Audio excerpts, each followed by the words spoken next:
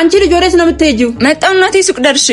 የማያውቁት ሀገር አይናፍቅ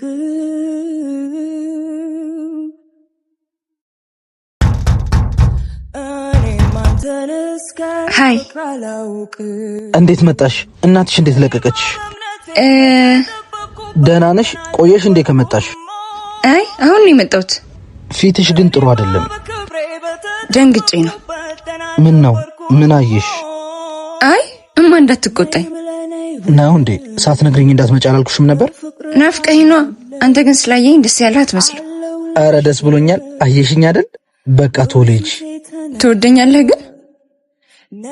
በጣም ደሞ እኔ ብቻ መጣራለህን ስም አገኘሁልህ እኮ። ማን? ይሁዳ። 30 ዲናሩን ባልሰጠህም የልቤ ዋጋ በቂ ነው።